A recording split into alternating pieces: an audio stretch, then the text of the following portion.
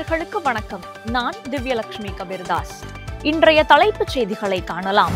மருத்துவ கழிவுகளை கொட்டினால் விசாரணையின்றி நேரடியாக சிறை தண்டனை அளிக்கும் சட்ட மசோதா சட்டப்பேரவையில் தாக்கல் செய்தார் அமைச்சர் ரகுபதி.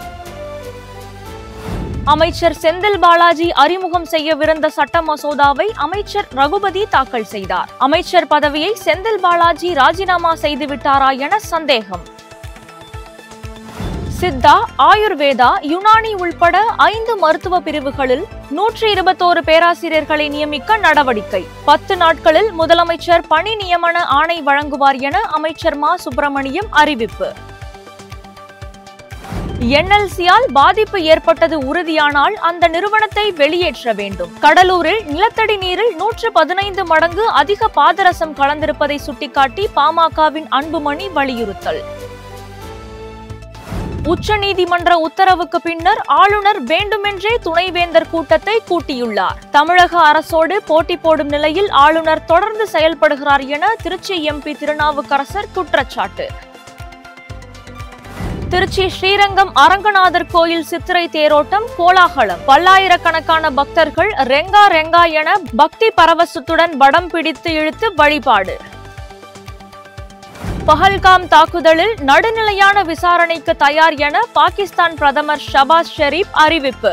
இந்தியாவின் எந்தவிதமான மோதல் போக்கையும் எதிர்கொள்ள தயாராக இருப்பதாகவும் பேட்டி. காஷ்மீரின் பஹல்காம் தாக்குதலை தொடர்ந்து பாகிஸ்தானுக்கு ஆதரவாக வெளிப்படையாக கருத்து தெரிவித்த MLA உட்பட 8 பேர் கைது. அசாம் முதலமைச்சர் ஹிமந்தா பிஸ்வா சர்மா தகவல். இந்திய எல்லை பாதுகாப்பு படை வீரர் பூர்ணம் குமாரை விடுவிக்க பாகிஸ்தான் மறுப்பு. வழி தவறி சென்றவரை மீட்க கடந்த 48 மணி நேரத்தில் 3 முறை இந்திய அதிகாரிகள் பேச்சுவார்த்தை நடத்தியும் விடுவிக்க மறுப்பு. இந்தியாவில் இருந்து பாகிஸ்தானுக்குள் ஒரு துளி நீர் கூட செல்லாத வகையில் நடவடிக்கை. குறுகிய கால, இடைக்கால மற்றும் நீண்ட கால நடவடிக்கைகள் எடுக்க திட்டமிடப்பட்டுள்ளதாக மத்திய அமைச்சர் CR பாட்டீல் உறுதி. சிந்து நதி பாகிஸ்தானுக்கு சொந்தமானது. நதிநீர் ஒப்பந்தத்தை ரத்து செய்தால் இந்தியர்களின் ரத்தம் ஓடும் என பெனாசீர் பூட்டோ மகனும் பாகிஸ்தான் மக்கள் கட்சி தலைவருமான பிலாவல் பூட்டோ ஆணவ பேச்சு.